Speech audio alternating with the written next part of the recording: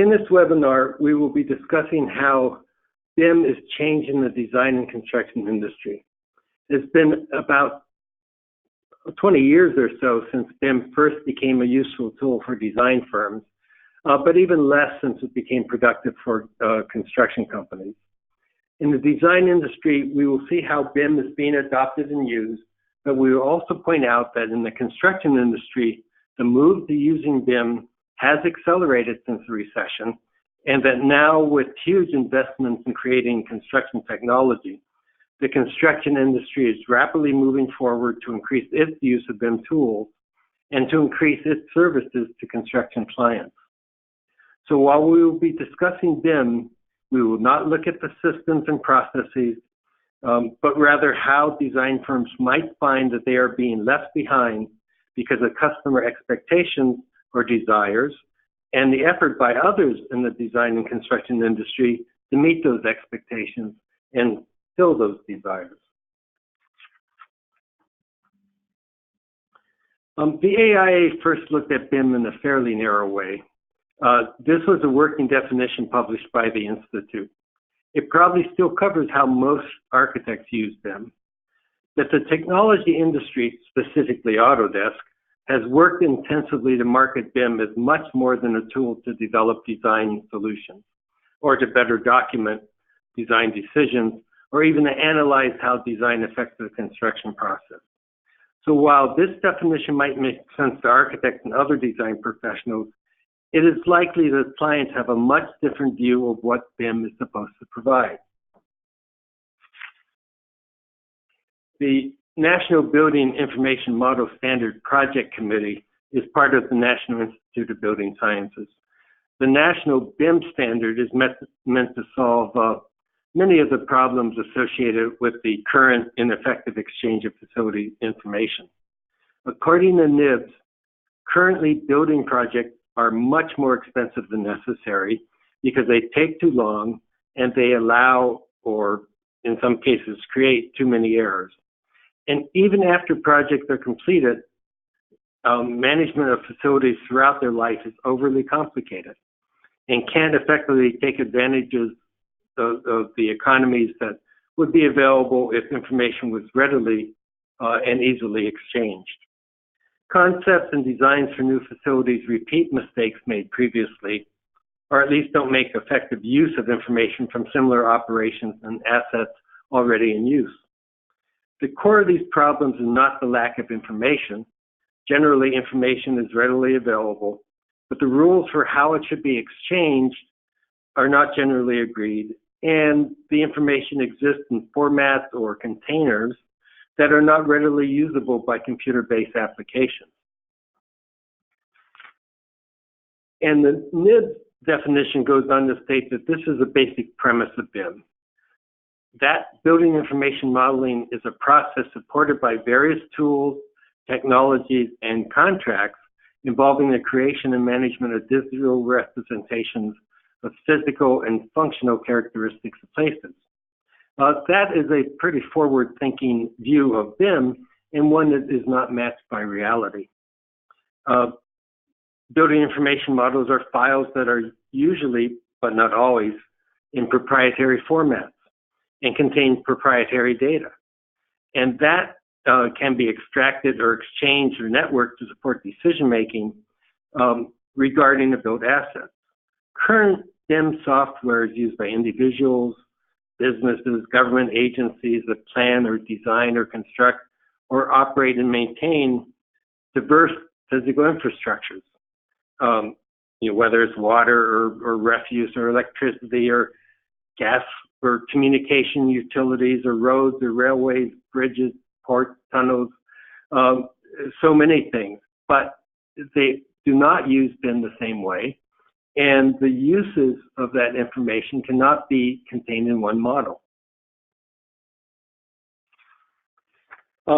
Here's a list of some of the benefits that people have talked about in using BIM. Basically, the idea is that losses need to be minimal. And the losses currently are created by redundant training and software with really task-specific systems that do not communicate well with each other. It's created by the need to re-enter data, causing additional labor costs.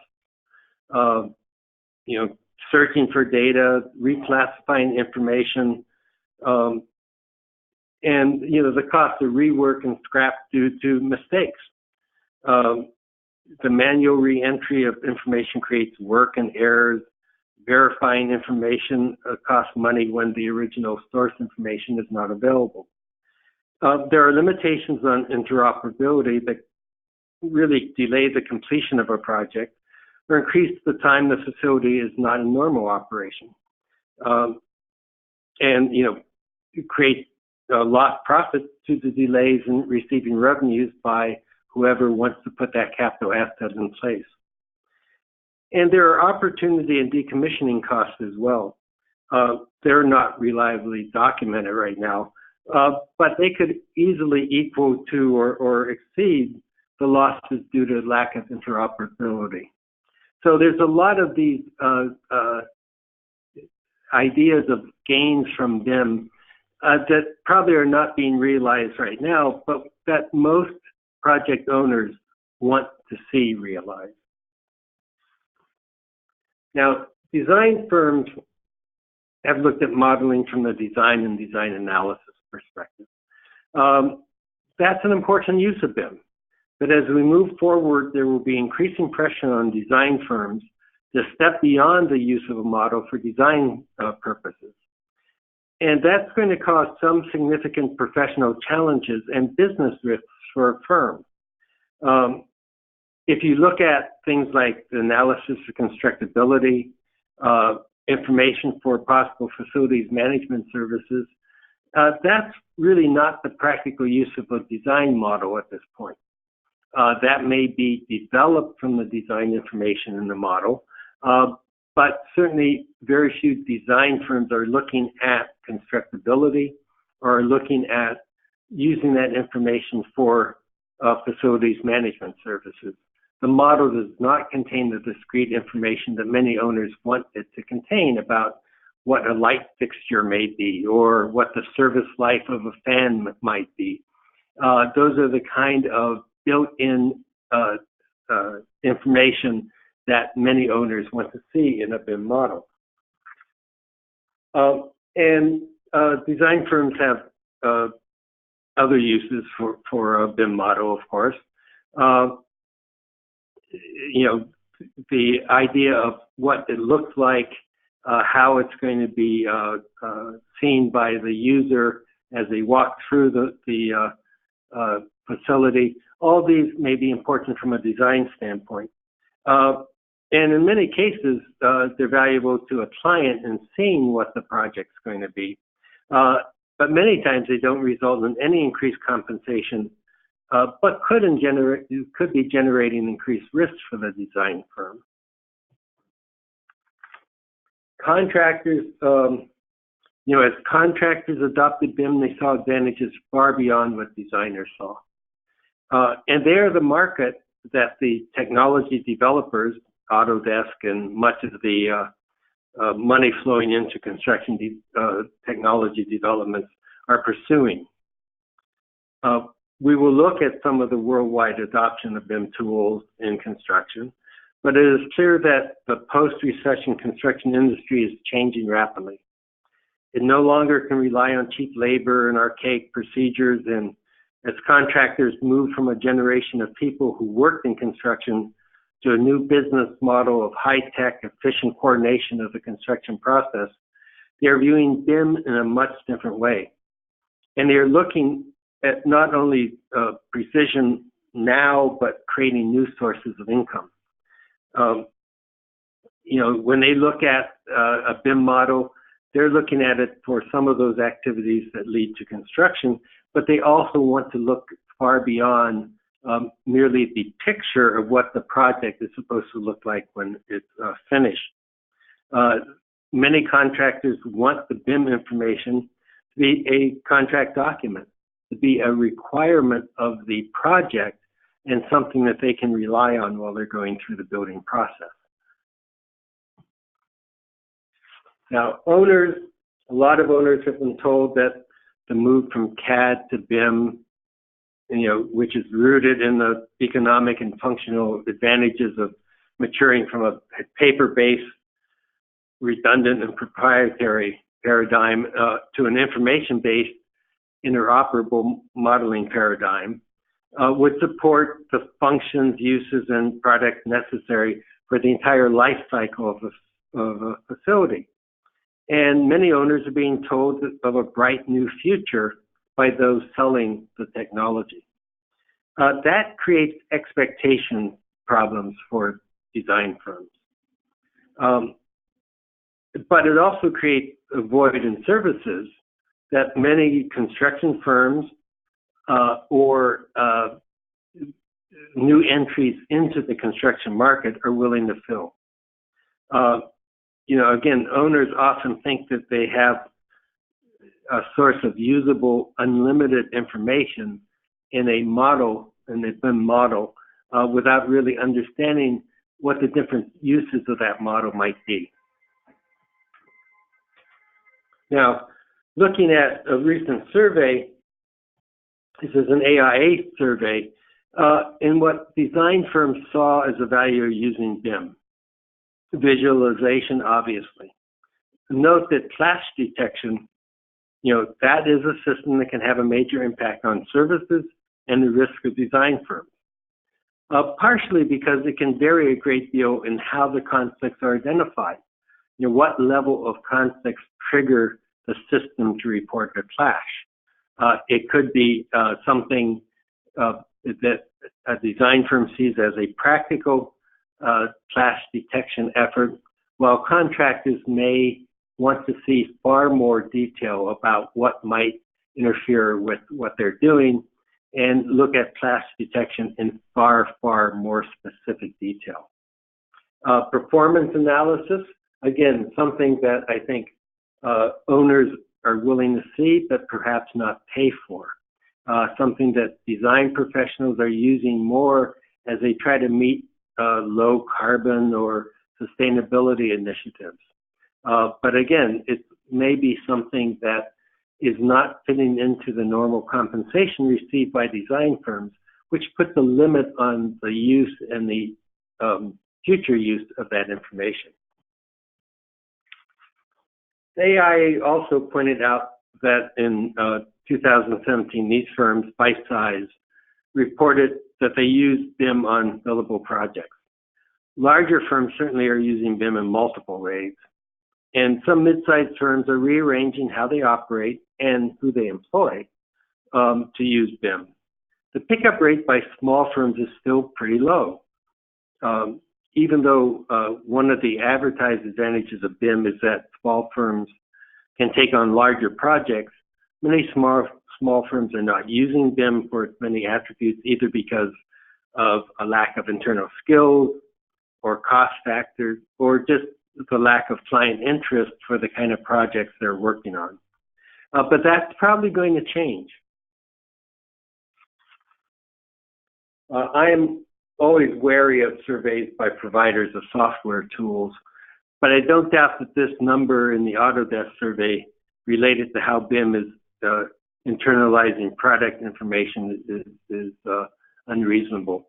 I think many clients have been told this, so they often expect that a BIM model will provide detailed information on what is incorporated into the design.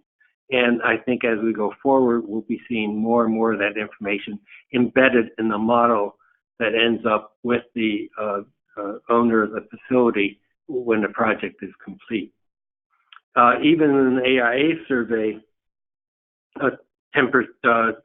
back in 2006, before the recession, when BIM was finally becoming recognized by many architecture firms, only 10% of the firms said they used BIM on projects.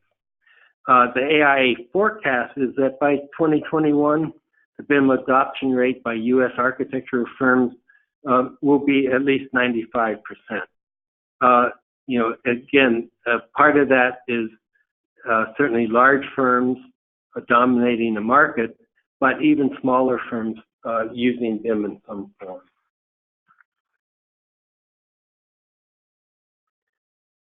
And, as the adoption rate goes up, the standard of care for architects and other design professionals changes. It is difficult to argue that when new tools are available that could reduce the cost, losses, or damages caused by negligence in design, not using them is acceptable. But right now, we have found no recorded cases where a court has determined that a design firm was negligent simply because it did not use BIM. But yes, I think that's coming. And we know right now that mediations of claims often center on the lack of BIM and its clash detection abilities. The argument is that if the firm has properly used clash detection or internal coordination through BIM software, the problems causing the cost to the client or the cost to the contractor would not have occurred.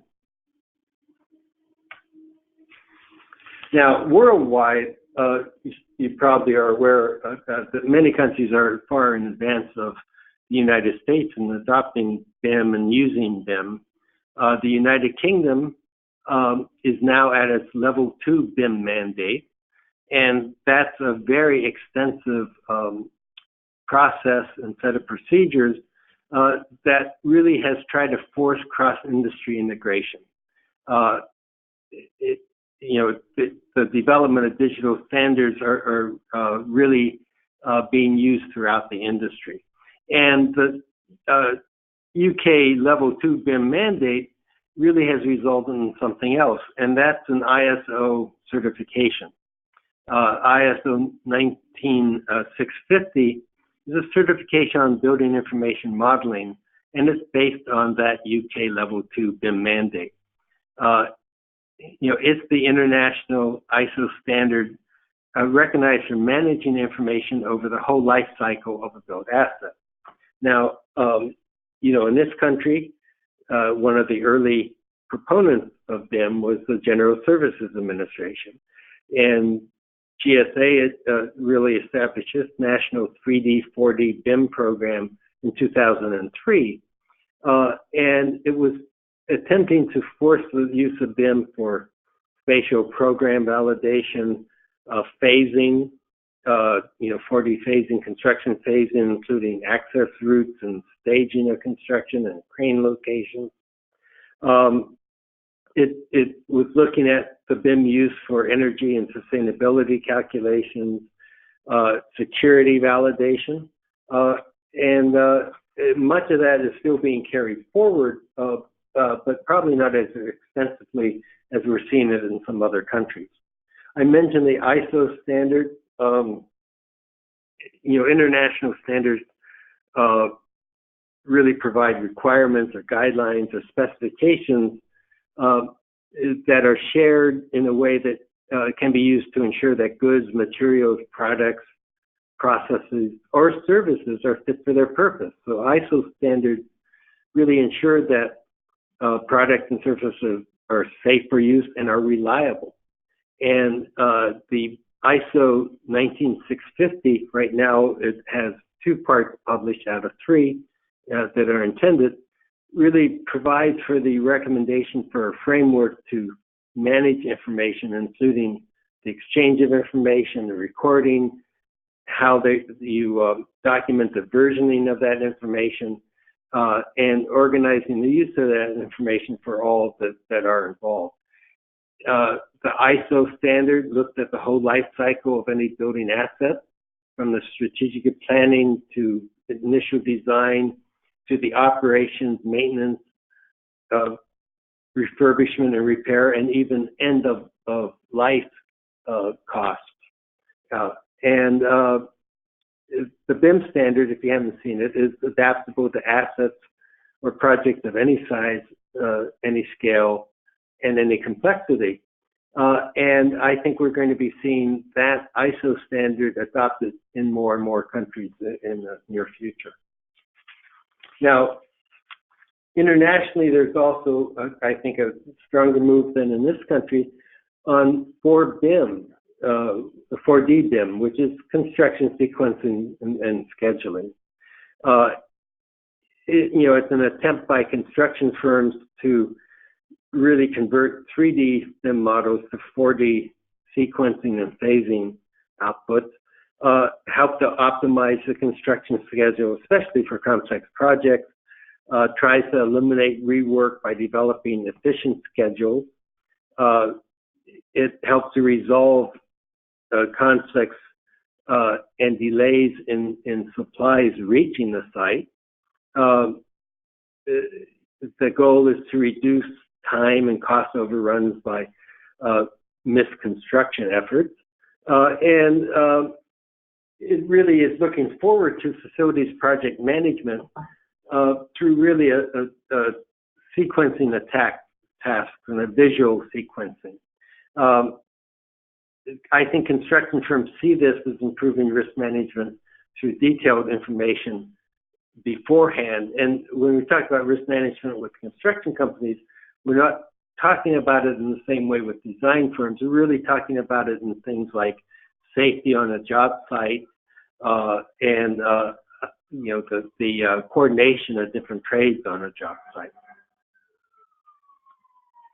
Now, in parts of the world, 5D BIM is being used. That really ties into construction cost estimating. And there's a lot of use of constructed developed models for cost estimating and control. And that appeals to both contractors and clients because every client wants a better predictability of cost. So using a 5D BIM model to help with construction cost estimating can really help provide that predictability. These are some of the things that it includes. It's looking at things like labor costs and how skilled labor is most efficiently used.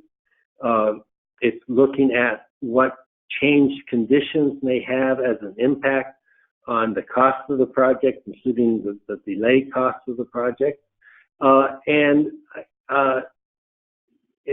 you know, with augmented reality or virtual reality, some contractors are using it, using very intelligent models to look at how you execute the construction project plans and how you assemble components in a way that's most efficient for the contractor. And, again, all that is beyond the scope of what the design model is. A design model may reach a level of detail which is standardly called 300, maybe sometimes 350, and the contractor will take that model and turn it into something far more valuable for the contractor and possibly for the end user. Now, there's some risk issues, right? We are seeing in some parts of the world where BIM can replace the need for code review. And does that put an extra challenge on the design firm because the code review is now looking at clash detection and code clashes that may go beyond what a normal code review would do. The use of BIM, especially in the shared design where the line between design and construction is blurred and there's not a rational risk allocation at that point, really also dilutes things like the rationale for licensure. It may enable project teams to choose the best way to synchronize and collaborate in order to meet project requirements, but that in fact may end up causing more risk to the design firm because it may go beyond the normal, this is what the design should end up being, and you're responsible for construction means, methods, techniques, and sequences and procedures, to something where there's more shared responsibility. It's also modifying the role of the design professional during the construction phase. Many contractors are now looking at shop drawings as a thing of the past, and how do you get that information into a shared model rather than through a paper transfer that has to be approved. So I think there's a lot of challenges that are going to affect not only design firms, but public entities, the licensure boards, and how they look at things like who's actually in responsible charge or who has direct supervision of this design, when the design may end up having an interactive design assist part of it from contractors adding to the model during the design process. Now, there are some potential coverage issues, although you should know the CNA policy extends broadly to design services regardless of the means of communication or the forms of the instruments of service.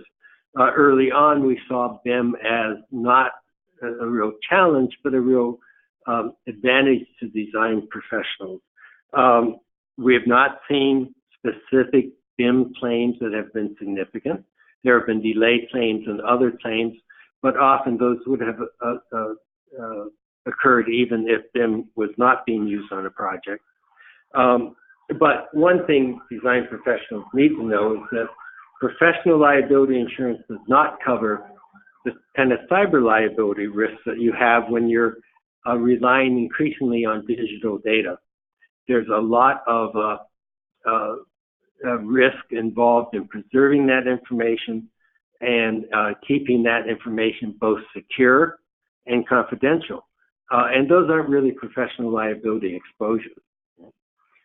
There's also been some concerns with, as BIM goes forward, is that does this go beyond the real definition of professional services and get into really looking at whether or not this final product will be fit for the purpose intended, which really is a warranty or a guarantee that goes, that really is excluded from coverage under a professional liability policy. So there are still some challenges in how coverage applies, but for the most part, your professional liability coverage covers you in a BIM situation. It does not cover you, however, for the cyber liability or many of the security or confidentiality risks that cyber liability can produce. For instance, right now, one of the biggest or one of the newest forms of ransomware is simply telling a firm that's using them that somewhere during one of the versions of that, someone has come in and changed something. Could be in the design parameters, could be in what was already designed. And there are actors who can do this without really leaving fingerprints on the model. And that's a very scary form of ransomware because it means the firm either has to decide the ransom effort is a bluff, or they have to go back through delaying the project through everything they've designed to see if the BIM information is exactly what they produce and not what some outside actor was able to inject into the system. So, or they could, of course, take the risk that it is a bluff and go forward and the threat that there may be some design defect that causes major problems. So again, BIM information security and confidentiality are big issues that are really not professional liability issues. Now, let's go back to owner expectations. The Construction Users Roundtable and Owners Group seems to focus on full collaboration.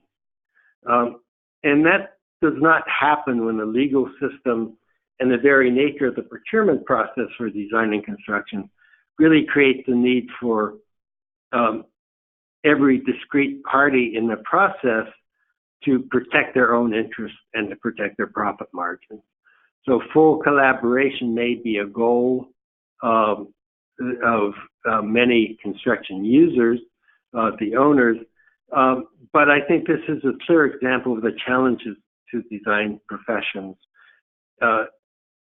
as they remain protective by limiting sharing and reliance on design information.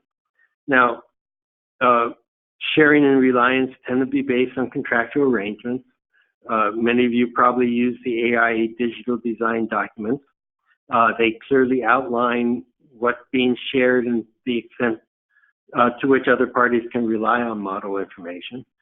Those documents are constantly being updated to reflect kind of the best practices and the realities of document sharing. And in many cases, that document sharing is not really a seamless activity and is really forced by an owner for the convenience of the contractor.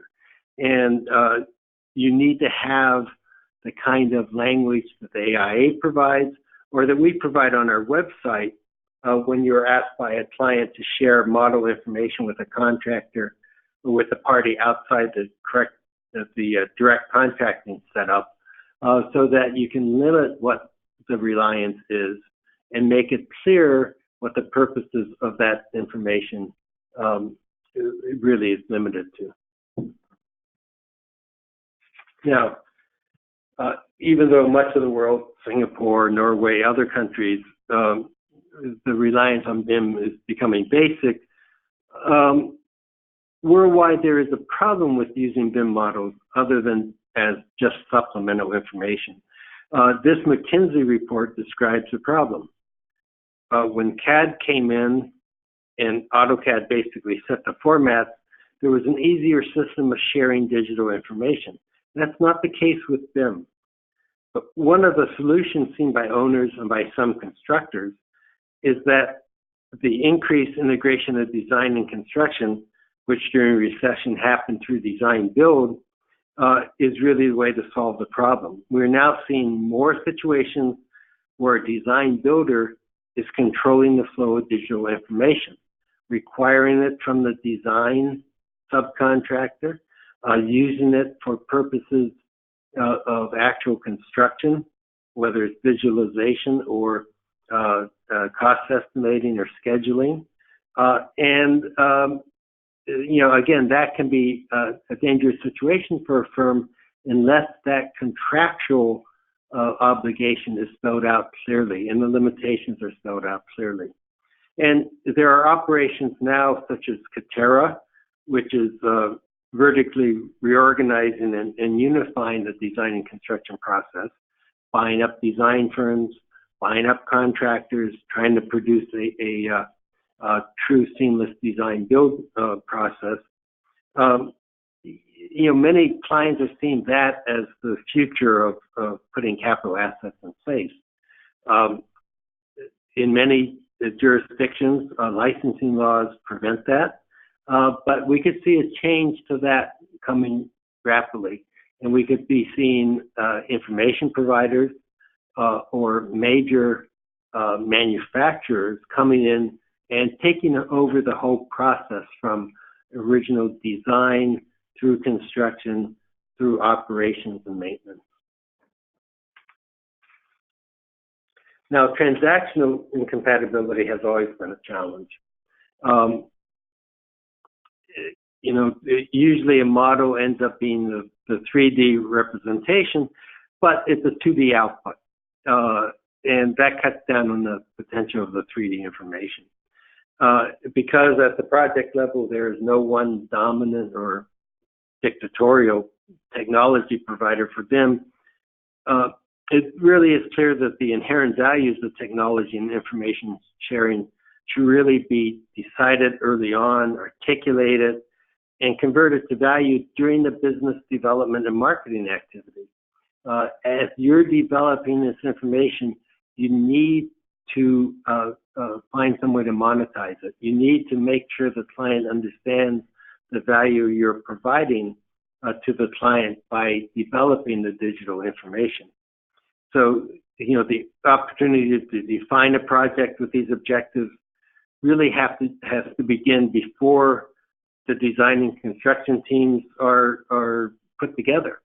The value propositions of information coherence, the efficiencies, better resource utilization, error reduction, basically better work, it can most likely become part of the design and construction of a project if it's identified at the project's origination and the client understands that. The issue is not just technical. The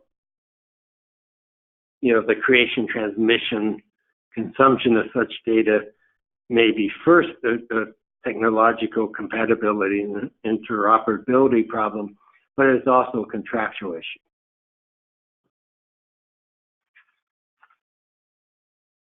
Now, despite all the digital design and analysis and communication tools at our disposal, the architecture, engineering, construction, and operation sectors have yet to improve significantly. The advances are coming, but they're coming far more slowly than many clients think they should. And how can technological and procedural and cultural transformations combine and make the building process better? Well, even though there are technological advances, current project delivery models are based on a tradition of really mutual suspicion and an inequitable distribution of risk. Contractors get paid a lot more for the risk they're taking than design professionals do. And the whole system is really set up on the lowest first cost, really a compensation structure that looks at commodities rather than values. Owners want the problem solved. And as a solution emerges, there will be a danger that the independent design services sector, despite being protected by really archaic licensing laws, might end up being replaced by an integrated design construct provider, or even maybe replaced by artificial intelligence using a generative design methodology that processes massive amounts of data and iterates design options and identify optimal results. There have been some these actual design professionals who have said that 90% of architects will probably be superfluous in the future because AE combined with the BIM tools, artificial intelligence combined with the BIM tools will replace the AE with really a machine design process. And something that I think many contractors would be glad to see. I want to mention the role of integrated project delivery as both a vehicle for and a result of BIM modeling. Back in the 2004 or so, integrated project delivery was seen as a new model of risk and return, somewhat generated by newly inspired cooperation among industry sectors. Even though we saw IPD as a possible solution, and we developed special insurance coverage for integrated project delivery options, that did not seem to be the way the market was going. We thought that when embraced, information sharing by a design and construction team, would have a somewhat counterintuitive outcome of reducing risk by increasing clarity. And integrated project delivery was a vehicle to allow that to happen. The idea of shared risk in the model or a shared profit model emerged as a result of owners wanting faster projects with more predictable outcomes. But a radical change like that is rarely good strategy in an industry that really has been characterized over the decades as conflicting narratives of high risk and thin margins. And as you know, both design professionals and contractors are really wary of lawsuits. So we have not seen integrated project delivery using BIM information as the radical change that many project owners wanted.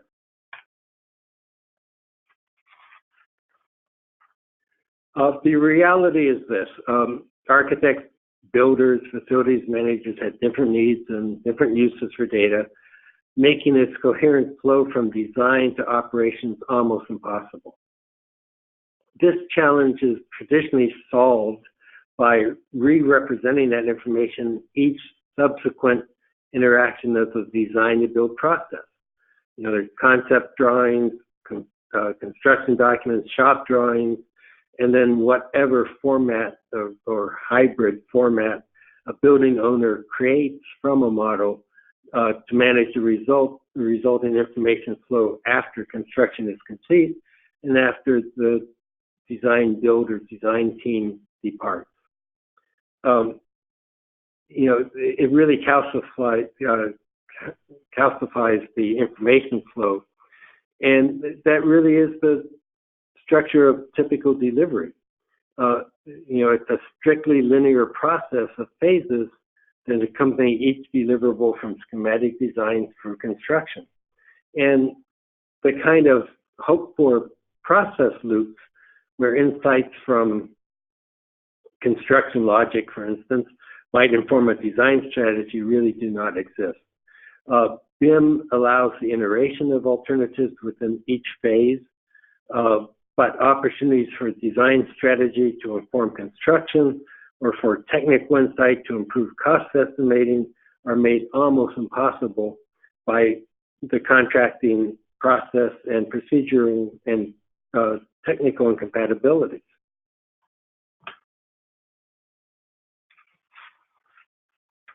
Now, ever since the profession stood off from the package of building process over 150 years ago, there's been this separation where design firms really look at what is to be achieved by the construction process. The construction means, methods, techniques, sequences, and procedures are assigned to the contractor and to the extent necessary communicated through shop drawings or other submittals. The separation was really reinforced by court rulings stemming from the Spear and Supreme Court decision over a decade ago. And that stated that the owner, not the owner's design consultant, provided an implied warranty of constructability and fitness for use to the contractor if the contractor built to achieve the result indicated by the plans and specifications. But as design, build, and BIM influences the creation of capital assets, there will be increasing pressure to see the model created during the design stage as a contract document and not just as a communications tool. So the whole idea of the design firm having to meet a standard of not being negligent in the design, and the project owner then taking that design and providing an implied warranty to the contractor ends up changing in a BIM world, and especially in the design build world using BIM. The Sparran doctrine, the ability of the contractor to rely on the information is really shifted. And how that affects the design part of the design build process can be really difficult.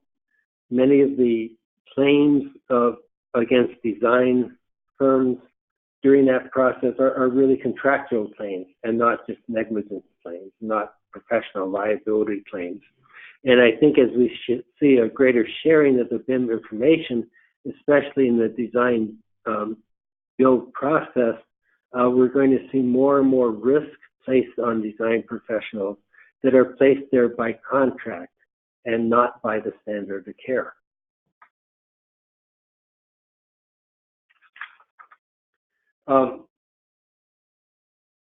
You know, at the foundation of the problem, I think there's really a disconnect, and it's a misalignment of management approaches. You know, the overarching goals of a given project established at the beginning of the design stage really govern the operations or objectives of the various businesses, the design firm, construction managers, actual contractors or subcontractors, and material suppliers. You know, they're all involved in the completion of the project, but they really have you know, different objectives. This leaves each player with the primary goals of protecting profit margins and really avoiding risk or dodging risk as much as possible, and relegates accomplishing the project goals to a secondary place. That is not what owners want to see, and if they're looking at new ways to solve that problem, and a process where information is shared through BIM is one of the ways they see that. Information sharing is really not, it's really often incompatible with the primary goals of the firms involved in the process, and it's perceived not as reducing risk, but rather increasing risk to the individual entities in the design and construction process. So, the management strategies are by definition out of sync. Even within design firms, there's a disparate level of reliance on information and on information-based design. Those of us in the older generation know how a building goes together by experience, but many of us are far less knowledgeable about the technology to produce the information necessary to build it. Younger staff members joining firms now are often skilled with digital tools, but really have often little idea of what exactly they are modeling with that software. And I think that's going to create more challenges for design firms as we go forward. Are you modeling something for which you are willing to take responsibility because you understand how that building process goes together?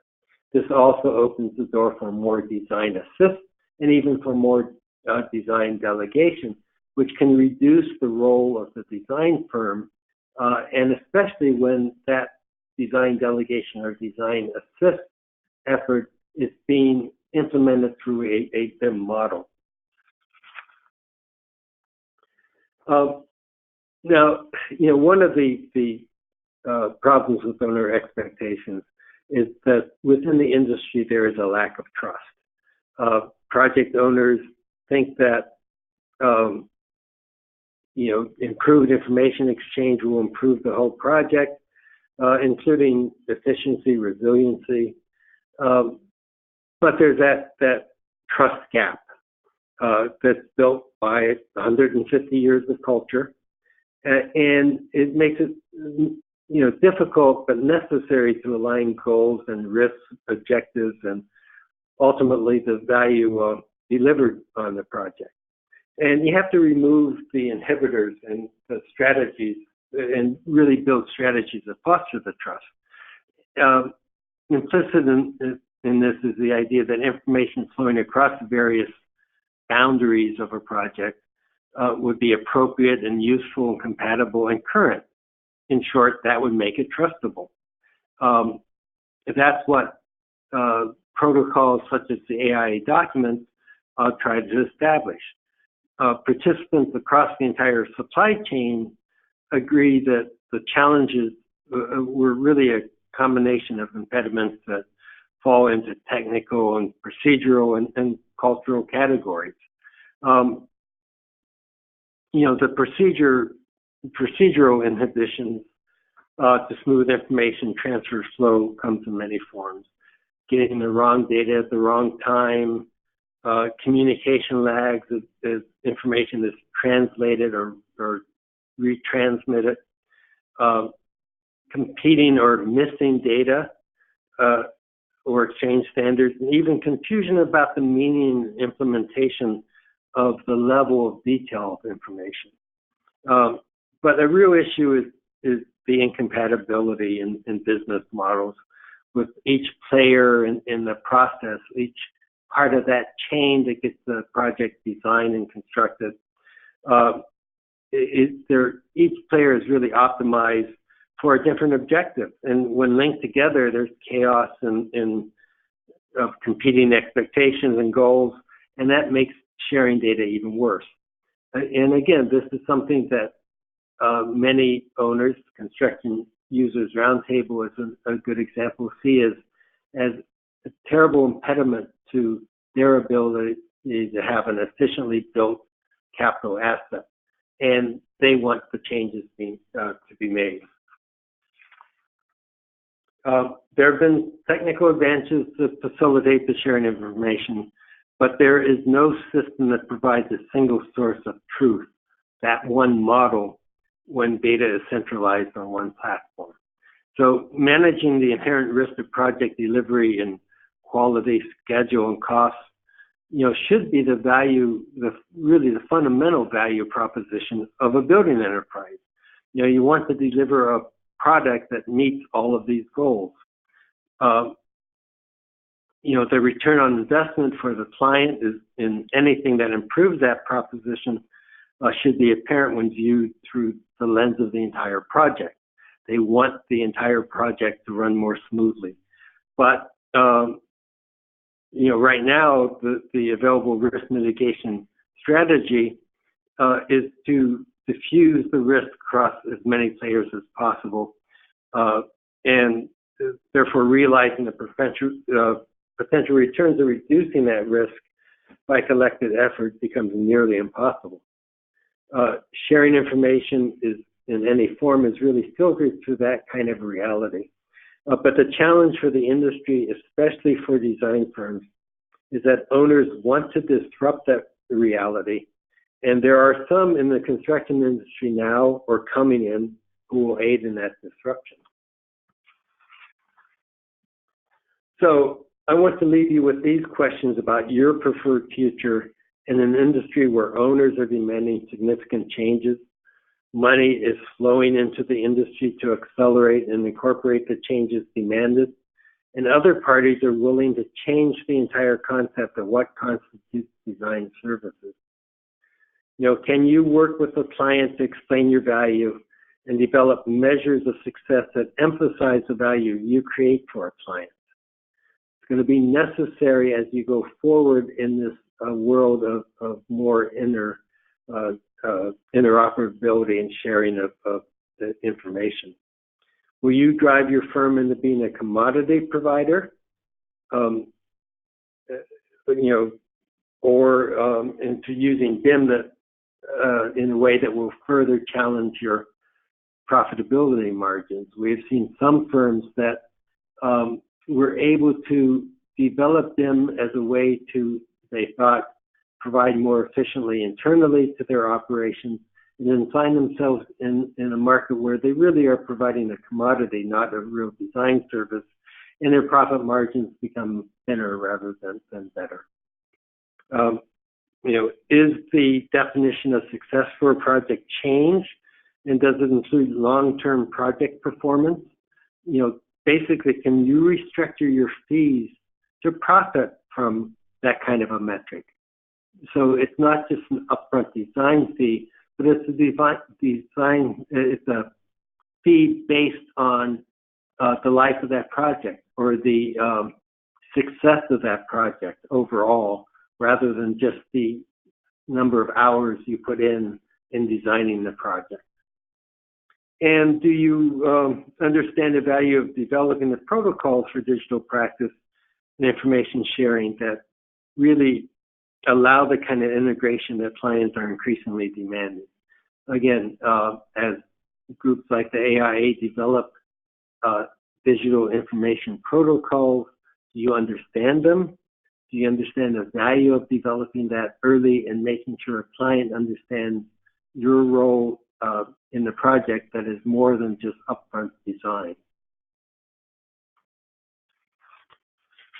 Now, in my decades of involvement in design and construction, I have seen many challenges of the design profession. I think the biggest challenge is yet to come, and will be because of project owners that want more efficient project delivery and management systems, and can see that being delivered by a disrupted system that allows a greater sharing of information and documentation for capital assets. So your role will be changing, and I hope that you can respond to the change. As a professional liability insurer, I know we hope to be able to both enable your preferred future and to facilitate your ability to function and address the new exposures faced by a more integrated design, construction, and operations process.